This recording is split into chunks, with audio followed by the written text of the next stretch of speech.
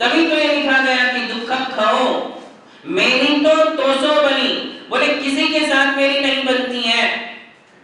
एक परिवार में 4 सदस्य हैं और चारों दुखी हैं। जब चारों दुखी हैं तो कौन किसके दुख को कम करे? किसके पास जाओगे आप दुख कम करने? जो स्वयं बीमार है वो दूसरे का क्या इलाज करेगा? संसार का हर व्यक्ति आज बीमार है, हर व्यक्ति दुखी है, और दुखी के पास जाओगे आप और अपने दुख बताओगे तो उससे वो सुन सकता है किंतु आपके दुखों का इलाज नहीं कर सकता है। तो हम किसके पास जाकर के अपने दुख बताएंगे? किसके पास बताएंगे? अरे ये दुख खो शब्द कहता है, इसमें संसार में जितने दुख दर्द हैं उन सारों का संग्रह इस शब्द में हो चुका है। मेरे दुखों का नाश हो।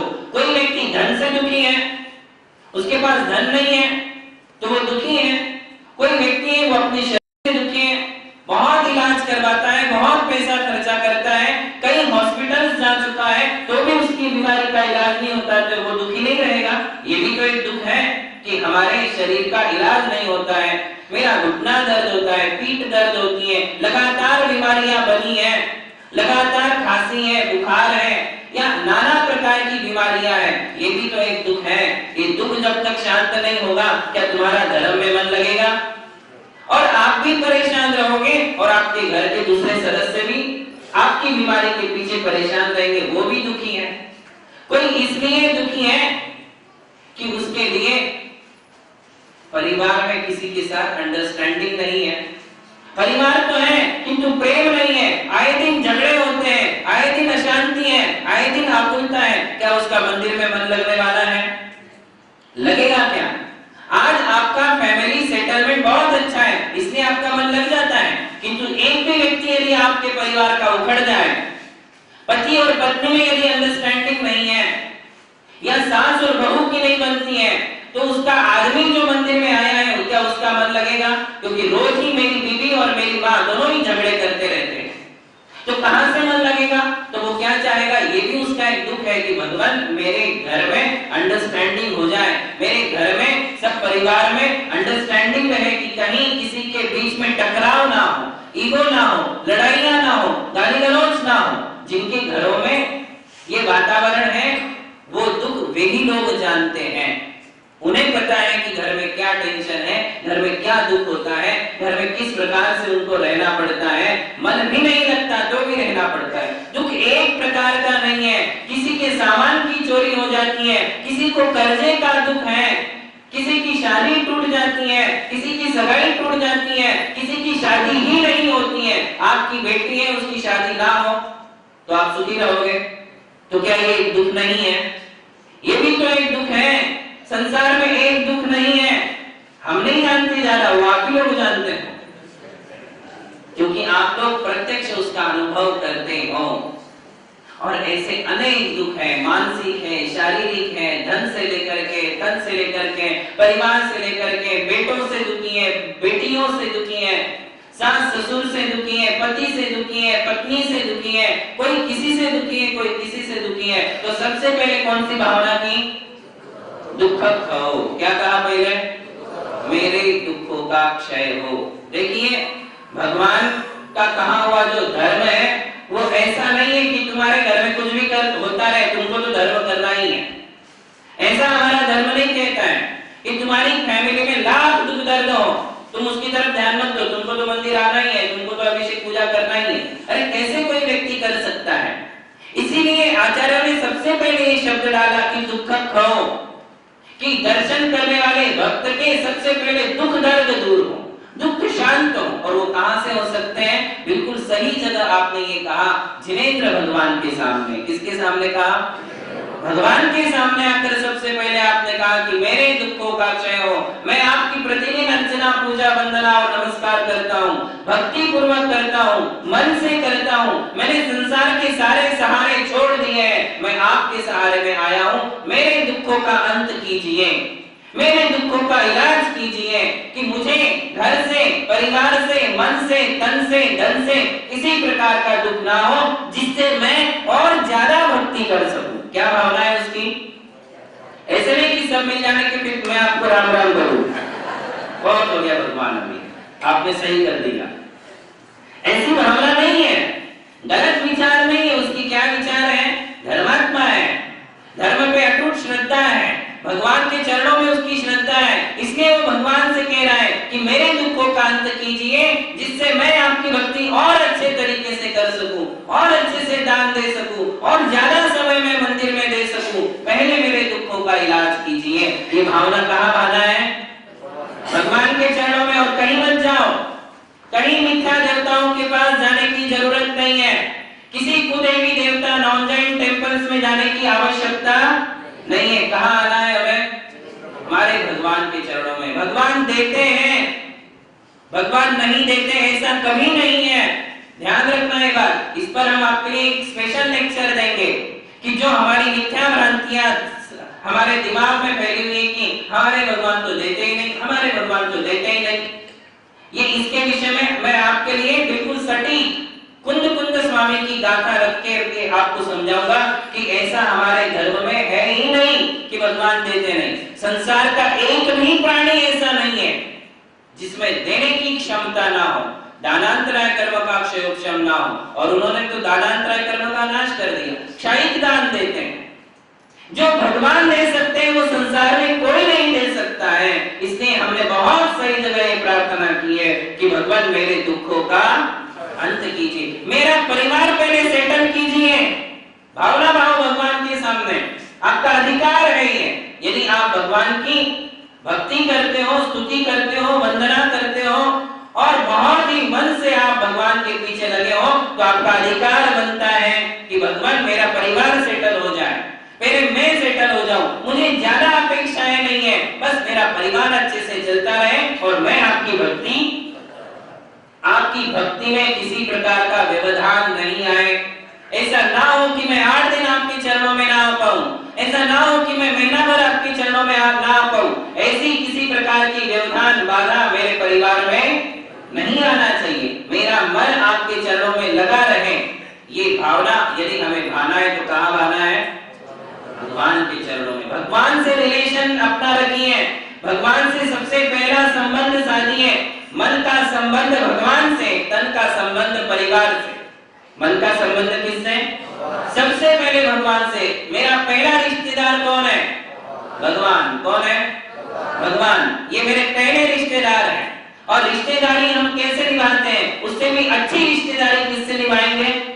भगवान के साथ निभाएंगे। भगवान ही सारे दुखों का इलाज कर सकते इस संसार में, वे ही समर्थ हैं। फिर उन्होंने कहा कि दुख खाओ, फिर बाद में कहा तमक खाओ। क्या कहा?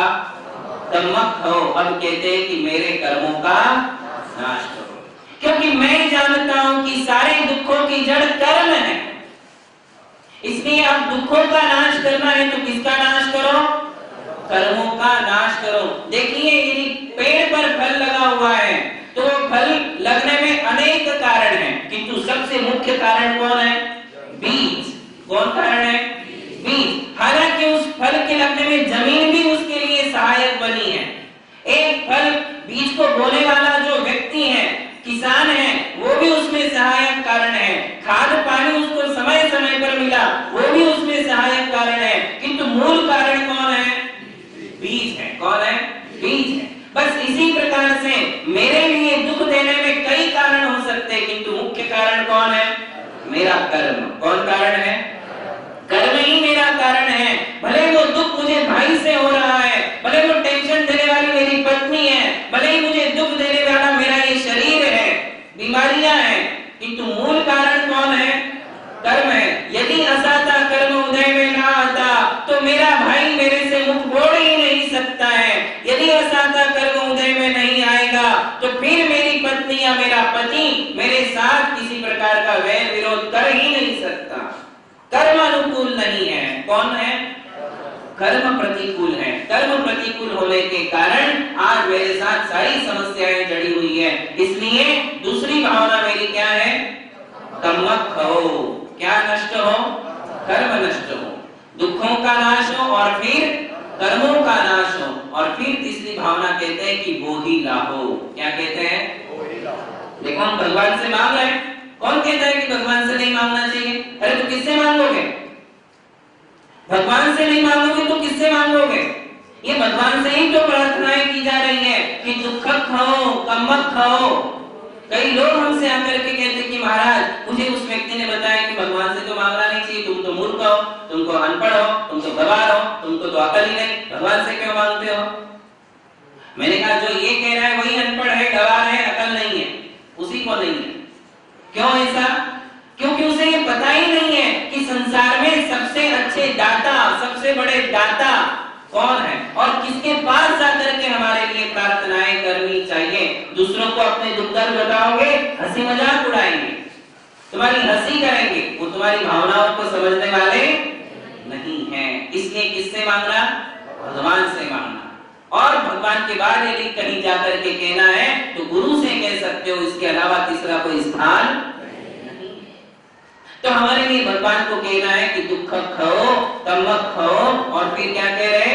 बोधि लाओ। बोधि शब्द के 3 अर्थ हैं, एक होता है केवल ज्ञान, एक होता है रत्नत्रय, और तीसरा सामान्य अर्थ है सद्बुद्धि। क्या है? सद्बुद्धि। भगवान मेरे लिए सद्बुद्धि प्रदान करो। क्या दो? बुद्धि दो। क्योंकि दुखों का नाश करना है तो कर्मों का नाश जरूरी है, और कर्मों का नाश करना है तो क्या जरूरी है? अच्छी बुद्धि जरूरी है। बुद्धि सबके पास है किंतु अच्छी नहीं है ना। जहाँ काम करना चाहिए वहाँ काम नहीं करती है ना।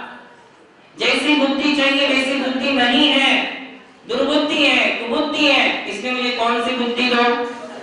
सद्बुद्धि दो। यदि कहीं मेरे कर्म बहुत ज्यादा बलवान है, भक्ति करने के बाद भी कईयों के जीवन में दुख दर्द बने रहते हैं, तो वहां मेरी सद्बुद्धि को किसी प्रकार की आज नहीं आना चाहिए।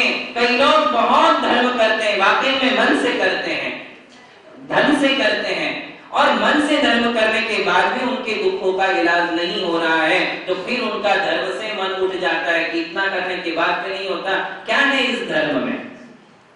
अब यही सद्बुद्धि का रोल है। यहाँ तुम्हारी सद्बुद्धि काम करना चाहिए। भगवान से कहो कि ऐसे समय में धर्म से मेरा मन नहीं हटे, क्योंकि ध्यान रखना, यदि भक्ति करने के बाद, बहुत ज्यादा धर्म करने के बाद भी तुम्हारे दुख अभी तक बने हुए हैं, इसका मतलब कर्म बहुत ज्यादा प्रबल है। कौन प्रबल है? और तुम्हारे द्वारा किया जाने वाला धर्म अभी उतना प्रबल नहीं है। धर्म कभी दुख देता ही नहीं। तुमने भगवान के ऊपर कैसे डाल दिया कि इतनी भक्ति करने के बाद भी नहीं मिल रहा? आपकी भक्ति में कोई दम नहीं है। इसका मतलब कौन कमजोर है? भगवान कमजोर है कि वो आदमी कमजोर है? आदमी कमजोर है, उसकी भक्ति कमजोर है। तो ऐसे समय में मेरी बुद्धि बनी रहे। यदि धर्म करने के बाद भी दुख बने हैं तो उन दुखों को सहन करने की क्षमता मुझे दीजिए, उन दुखों को झेलने की ताकत मुझे दीजिए, ऐसा मानसिक बल मुझे दीजिए कि मैं दुखों में किसी प्रकार से अपने धर्म से विचलित ना हो। इसे कहते हैं सद्बुद्धि। कि कितना भी दुख आ जाए, वो दुख जब भी आएगा किसके कारण आएगा? कर्म के कारण आएगा, और उस कर्म को हटाने का सामर्थ्य जब भी किसी में होगा तो किसमें होगा? धर्म में। किसमें होगा? धर्म में। अभी यदि तुम्हारा दुख जो का त्यों बना हुआ है तो इसका मतलब आपके धर्म में अभी उतनी शक्ति या अतिशय प्रकट नहीं हुआ है। कर्म बहुत ज्यादा हावी है, कर्म बहुत ज्यादा शक्तिवान है, इसलिए आपके दुख बने हैं। फिर भी धीरे धीरे धीरे धीरे धर्म करते रहो, करते रहो, करते रहो। एक दिन आपके कर्मों की श्रृंखला टूट जाएगी। इसलिए सद्बुद्धि बनी रहे। मेरे जीवन में जब भी ऐसे योग आते हैं, बहुत ज्यादा दुखों के पहाड़ आते हैं, तब भी मैं आपके चरणों का ध्यान रखूं, मैं आपको ना भूलूं, मैं धर्म को ना भूलूं, मैं नमोकार को ना भूलूं। नमोकार से, भगवान से, गुरुओं से मेरी आस्था ना टूटे। इसलिए मुझे क्या चाहिए? सद्बुद्धि। तीसरी चीज मांगी। पहली कौन सी मांगी? मेरे दुखों का नाश हो। फिर क्या कहा? मेरे कर्मों का नाश हो। तीसरी बात क्या कही? मेरे लिए सद्बुद्धि मिले। और फिर चौथी बात कहते हैं गोइलाओ सुगई गमनम। देखिए ये तो इस जन्म की बातें हो गई। 3 चीजें, मेरी दुखों का नाश हो, कर्मों का नाश हो, और मुझे सद्बुद्धि मिले। अब कहते हैं कि इस जन्म के बाद क्या हो? तो कहते हैं सुगई गमनम। क्या हो? मेरा सद्गति गमन हो। आज मुझे इतनी अच्छी गति मिली है, मनुष्य पर्याय मिली है, जैन कुल मिला है, जैन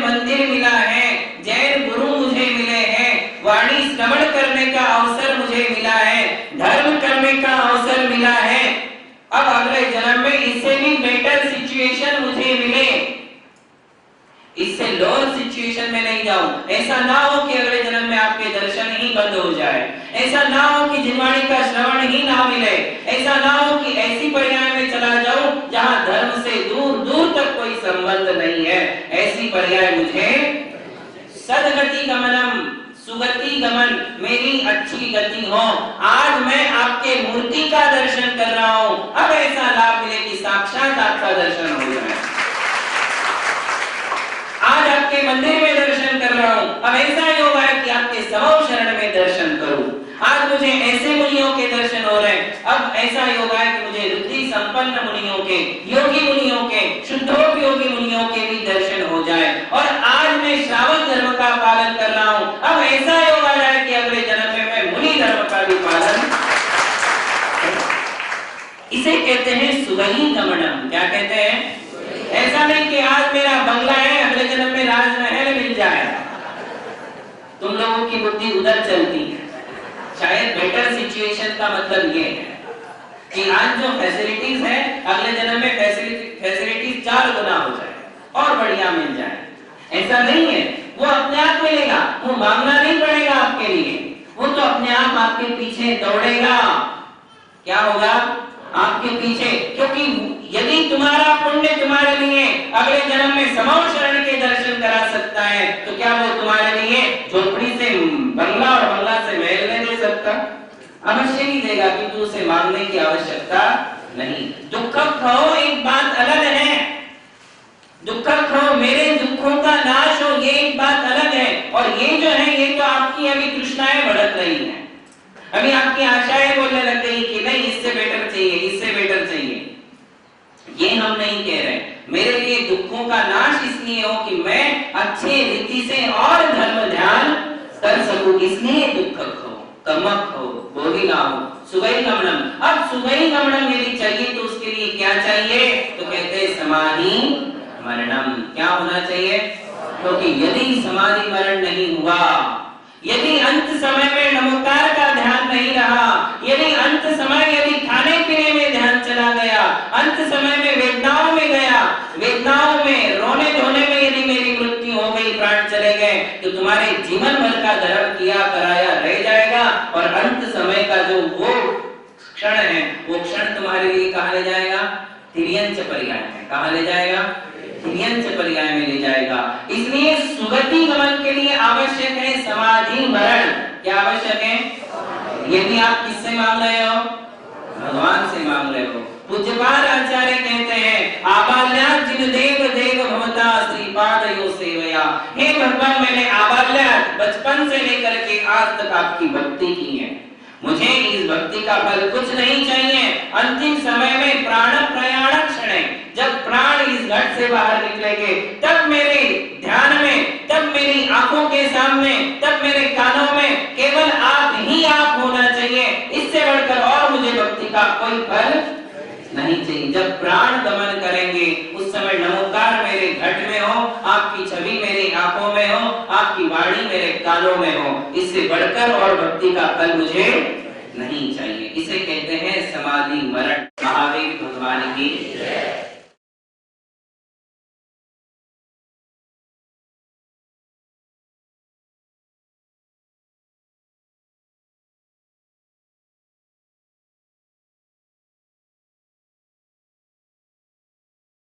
पूज्यपाद आचार्य कहते हैं, आबाल्यात् जिन देव देव भवता श्रीपादयो सेवया। हे भगवान, मैंने आबाल्यात्, बचपन से लेकर के आज तक आपकी भक्ति की है, मुझे इस भक्ति का फल कुछ नहीं चाहिए।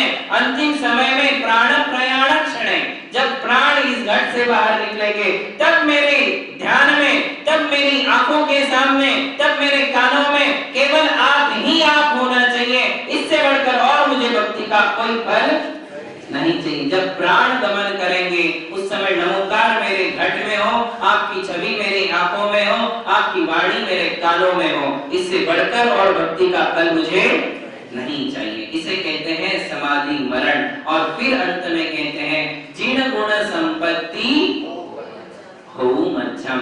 बोले जिन गुण संपत्ति, जिन यानी भगवान, जिन यानी भगवान, गुण यानी भगवान के गुण, और संपत्ति यानी वो भगवान के जो गुण हैं वही वास्तविक संपत्ति है, क्योंकि वो आत्मा की संपत्ति है। किसकी है?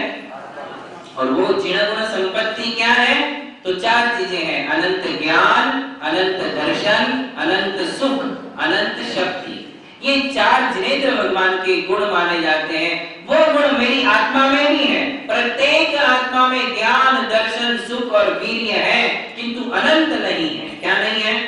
अनंत नहीं है। तो मेरे में चारों गुण चरम सीमा को प्राप्त हो जाए, जैसे आपके गुण हैं वैसे ही वे गुण मुझे भी मिले। अथवा जिण गुण संपत्ति में जैसे आप वीतराग हो, वैसे भी मैं वीतराग बन जाऊं। राग, द्वेष, क्रोध, मान, माया, लोभ, ईर्ष्या, मात्सर्य, वासना, इन सारे विकारों की दलदल से मुझे ऊपर उठा लो और मुझे भी अपने समान बना लो।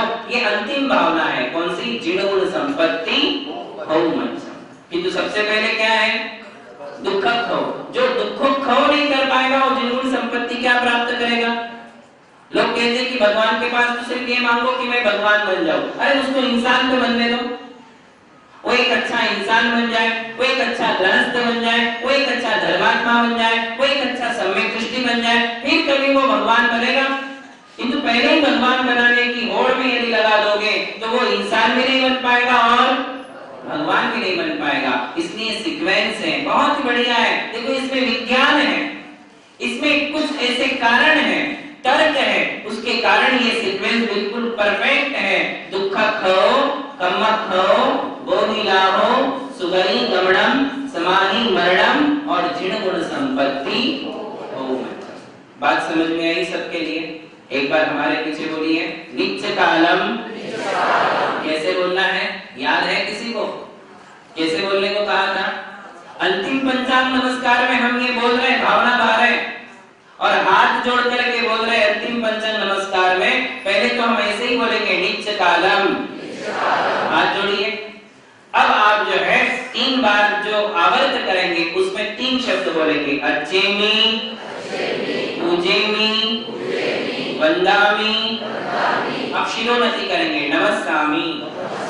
और अब आप पंचांग नमस्कार में बोलोगे, दुख खो, कम्म खो, बोधि लाभो, सुगरी गमनम, समाहि मरणम, जिण गुण संपत्ति हो मध्यम। सब आ गया इसमें, धर्म, अर्थ, काम और मोक्ष। क्या क्या आ गया? चारों पुरुषार्थों में हमने भगवान से सिद्धि मांग ली कि मुझे धर्म, अर्थ, काम और मोक्ष चारों पुरुषार्थों में सफलता मिले।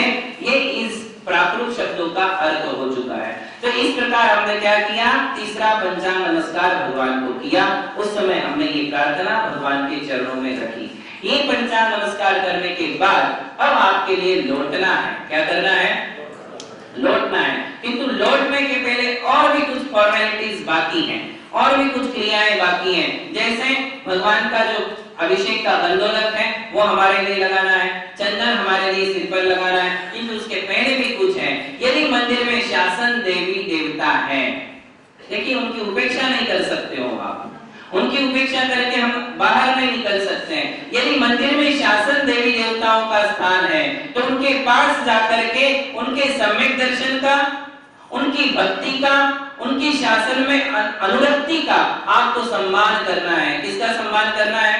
ये शासन देवता का सम्मान नहीं है। ये किसका सम्मान है? उनके सम्यक दर्शन का सम्मान है। किसका है? यदि ये कुलदेव होते तो जैन मंदिर में क्यों होते? जैन मंदिर के बाहर नहीं कर देते। किंतु आज हजारों साल प्राचीन काल से हम शासन देवी देवताओं का स्थान प्राचीन मंदिरों में देख रहे हैं। जितनी भी प्राचीन प्रतिमाएं उत्खनन में निकलती हैं जमीन से बाहर, आप उनमें देख रहे हो कि शासन देवताओं का स्थान उसमें बना हुआ है। और आप पूरे भारतवर्ष में जितनी भी प्राचीन प्रतिमाएं हैं, खड़ी हैं, पद्मासन में, खड़गासन में, उनके बिल्कुल नजदीक में ऐसे लगे हुए, चाहे एमपी में जाइए, यूपी में जाइए, कर्नाटक में जाइए, तमिलनाडु में जाइए, जो प्राचीन प्रतिमाएं मिलेगी। आज तो हम अलग स्थान बनाते हैं शासन देवताओं का। पहले कहाँ स्थान होता था? उसी मूर्ति में स्थान होता था उनका, और नीचे ही उनके लेफ्ट हैंड में यक्षिणी और राइट हैंड में यक्ष की मूर्ति बनाई जाती थी। देखिए ये बहुत बड़ी बात है और चिंतनीय बात है कि सौदर महेंद्र की प्रतिमा क्यों नहीं लगाई? जो पांचों कल्याणक करता है। ईशानेंद्र की प्रतिमा क्यों नहीं लगाई? शची देवी की प्रतिमा क्यों नहीं लगाई? ये आप पूछ सकते हो। हजारों साल पुराना प्राचीन इतिहास है। आचार्य नेमिचंद्र देव, जिन्होंने गोमटसार, जीवकांड, कर्मकांड, लफ्तीसार, चपड़ासार और एक कौन सा त्रिलोकसार, ऐसे 5 धर्म सिद्धांत ग्रंथों की रचना की, जो आज पॉपुलर है। आज समूचा दिगंबर जैन समाज और दिगंबर जैन समाज के सारे त्यागी पांचों ग्रंथों की पूजा करते हैं, वाचना करते हैं। उन आचार्य नेमिचंद्र देव के सानिध्य में ही बाहुबली भगवान की चरण स्थापना, मूर्ति की स्थापना हुई थी। और वहां उसी समय मूल नायक भगवान बाहुबली नहीं बना सकते, क्योंकि वो सामान्य केवल नहीं है। तो मूल नायक किसे बनाया उस क्षेत्र का? नेमिराज भगवान को। किसे बनाया गया? नेमिराज भगवान को मूल नायक मूर्ति बनाई, बाहुबली भगवान की मूर्ति बनाई। और उसी समय आज से 1000 साल पूर्व कुष्मांडा देवी की स्थापना भी वहां की गई है। आप देखिए आज भी वो प्राचीन प्रतिमा वहां है। तो ये जो हमारी परंपरा है, ये निराधार परंपरा नहीं है। इस परंपरा के पीछे आज ठोस प्रमाण है, शास्त्र उसके आधार है। तो इन सम्यक दृष्टि देवी देवताओं को क्यों रखा गया? क्योंकि यक्ष और यक्षिणी ये एक ऐसा पद है। सौधर्म इंद्र विनय क्षेत्र के, भरत क्षेत्र के, ऐरावत क्षेत्र के सारे तीर्थंकरों के पंच कल्याण करता है। वो किसी एक जगह से बंधा हुआ नहीं है, किंतु यक्ष और यक्षिणी किसी एक तीर्थंकर से बंधे हुए हैं। वो उसी तीर्थंकर के यक्ष हैं, यक्षिणी। इनका काम है शासन की सेवा करना। किसकी सेवा करना? वो भगवान नहीं है, ये बात मन में रखिए। और ये सभी लोग समझते हैं कि शासन देवता भगवान नहीं है, वे अरिहंत नहीं है, वे तीर्थंकर नहीं है, पंच परमेष्ठियों में उनकी गणना नहीं है, त्यागियों में उनकी गणना नहीं है। किंतु वे कौन है? वे सम्यक दृष्टि देवी देवता हैं। सम्यक दृष्टि देवी देवता तो देवगति में असंख्य होते हैं। कितने होते हैं? असंख्य देवी देवता हैं जिन्हें सम्यक दर्शन है। किंतु ये सिर्फ सम्यक दृष्टि नहीं है, सम्यक दर्शन के साथ एक पद उनको मिला है। कौन सा पद?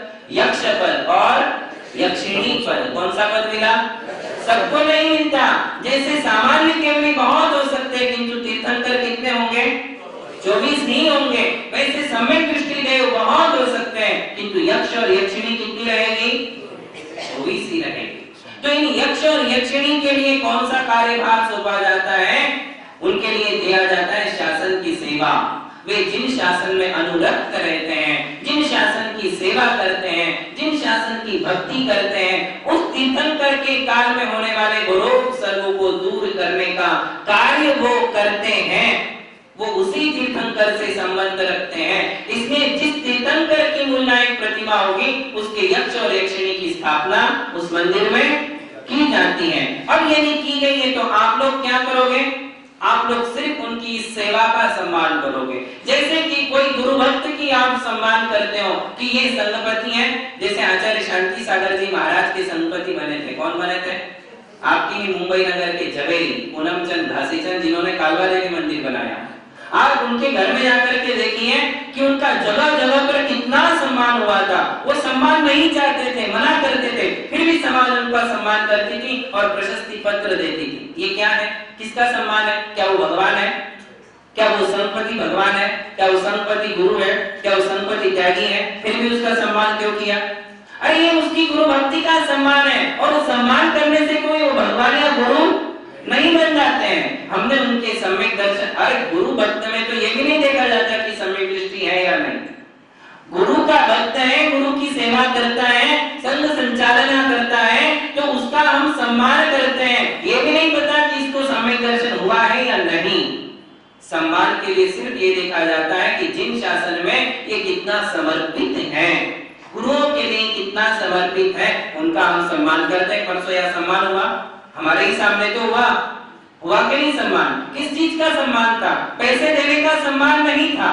वो सम्मान था आपने जिन शासन के प्रति, मंदिर के प्रति, गुरुओं के प्रति जो अपनी भक्ति प्रकट की थी, उस भक्ति का वो सम्मान था। किसका सम्मान था? भक्ति का सम्मान था। अब शासन देवताओं के साथ तो देखिए, भक्ति तो वो करते ही हैं, सेवा तो वो करते ही हैं, साथ में ये निश्चित है कि वे सम्यक दृष्टि है।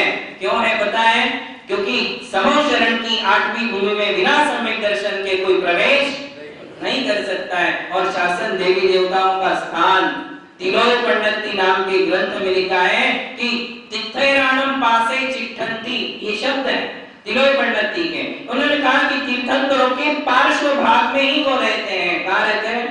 पार्श्व भाग में। पार्श्व शब्द का अर्थ है आजू बाजू में। कहाँ रहते हैं?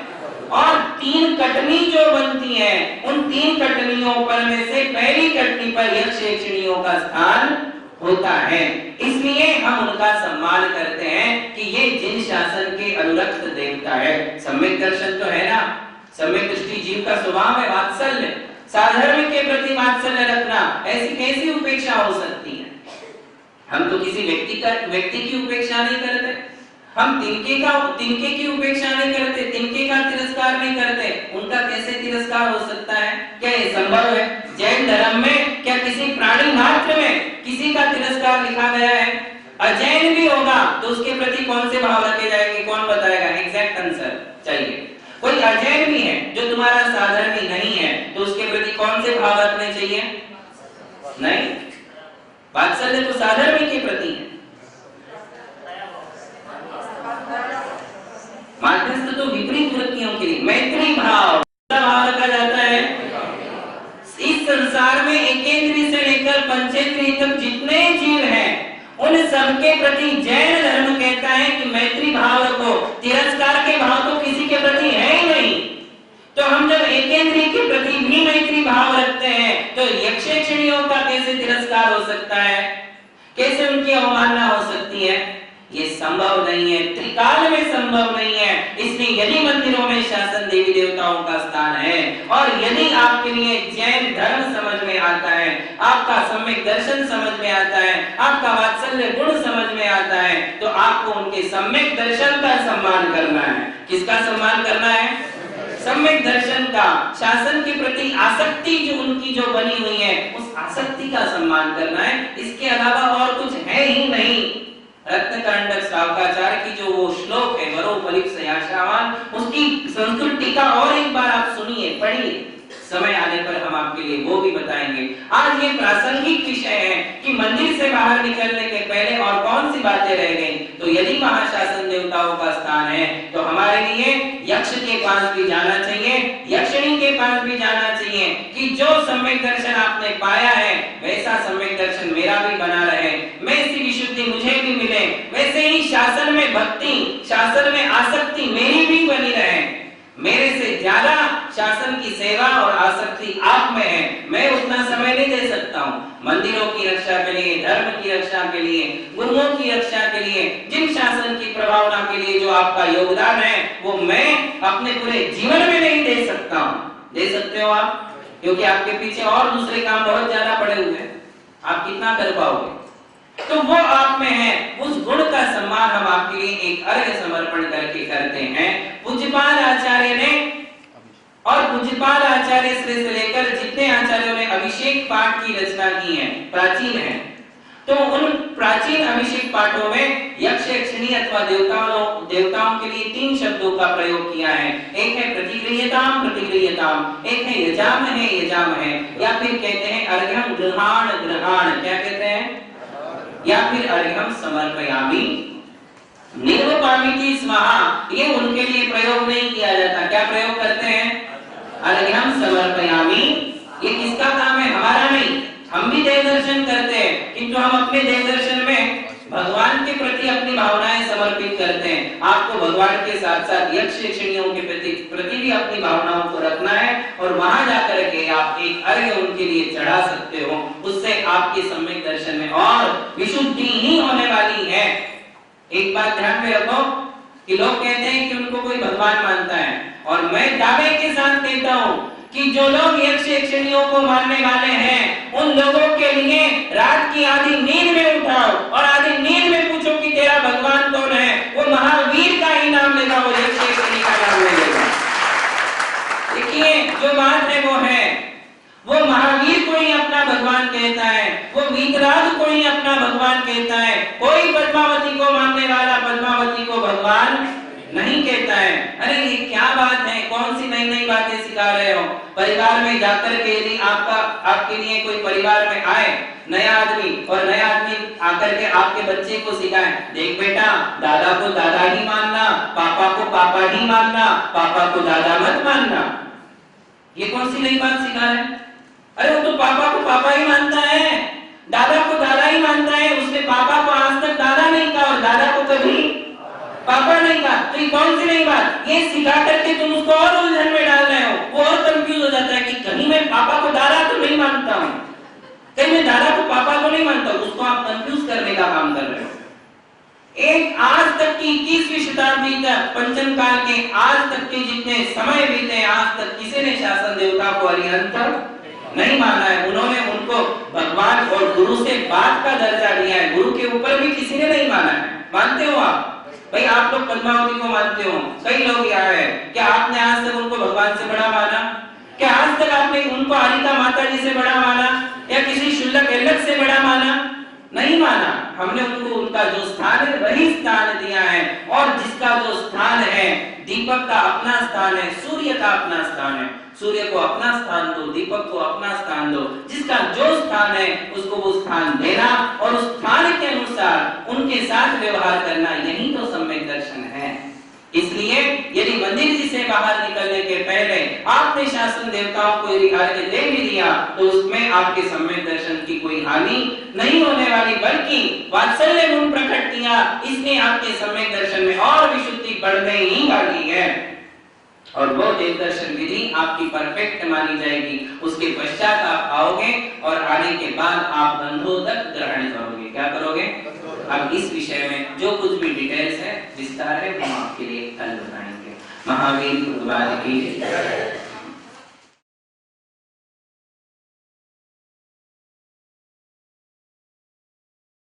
जैन धर्म में स्थापनाओं का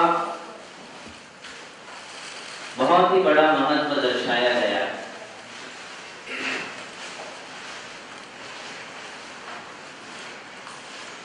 स्थापना का अर्थ है जब किसी मुख्य वस्तु का अभाव हो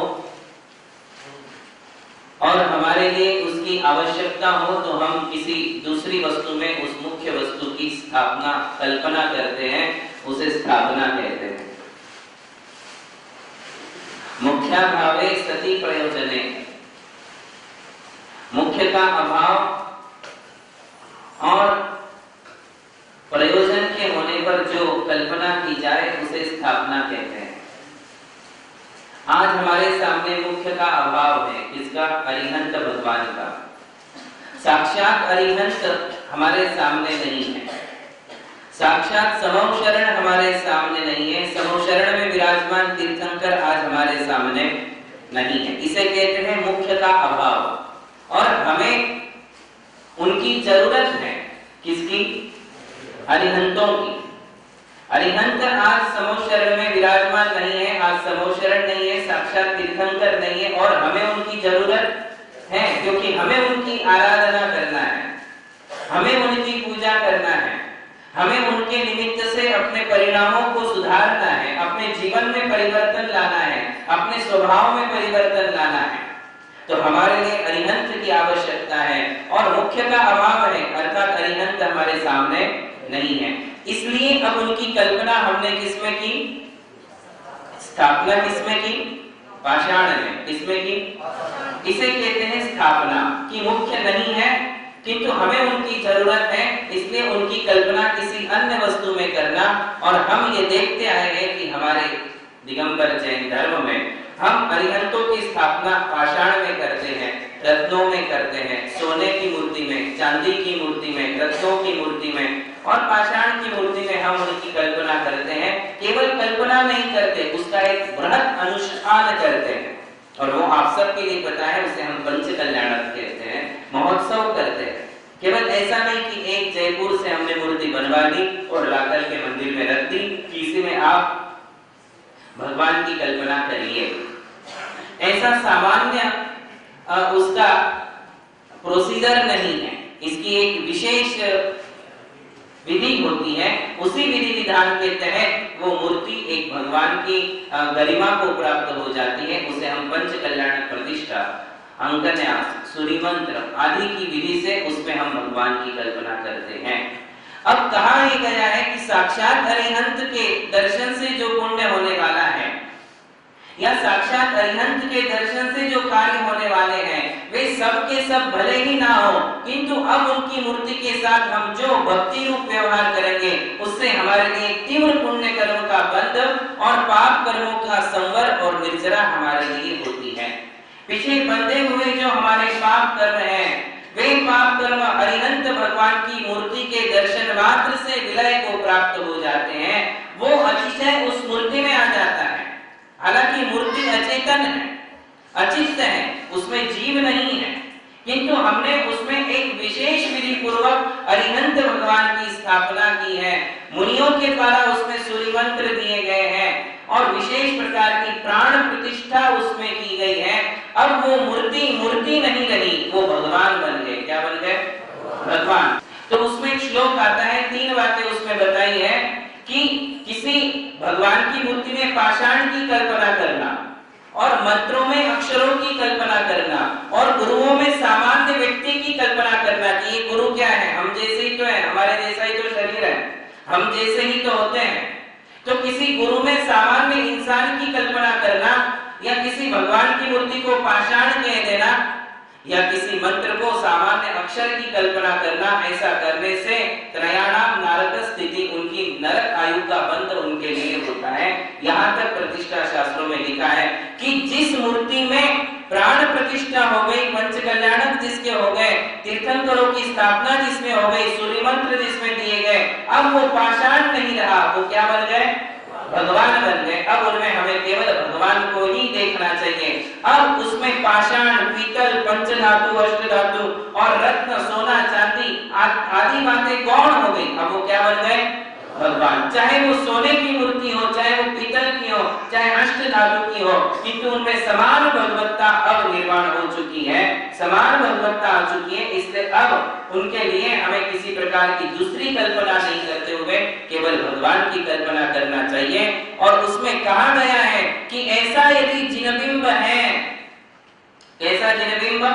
जिसमें विधि पूर्वक मुनियों के द्वारा और एक अच्छे आचरण वाले विधि विधान के जानकार प्रतिष्ठाचार्य के द्वारा जिसमें तीर्थंकर की स्थापना की गई है, उस जिनबिंब के दर्शन से विधत्ति और निकाची जैसे कर्म भी नष्ट हो जाते हैं। ऐसे कर्म जो कड़ी तपस्या से नष्ट नहीं हो पाते हैं, वो कर्म केवल जिनेंद्र भगवान के दर्शन से नष्ट हो जाया करते हैं। ये जिनेंद्र भगवान के दर्शन की महिमा है, आप इसे सामान्य नहीं समझे। इसीलिए तो हम सीधे सीधे जाकर के भगवान को नहीं छूते हैं। छूते क्या? नहीं छूते। उसके लिए हम स्नान करते, शुद्ध सोले के वस्त्र पहनते हैं, हाथ पांव धो लेते हैं, नवांगों पर हम चंदन लगा लेते हैं और फिर मंत्र शुद्धि, जल स्नान, मंत्र स्नान, व्रत स्नान करने के पश्चात हम भगवान के नजदीक जाकर उनके चरणों का स्पर्श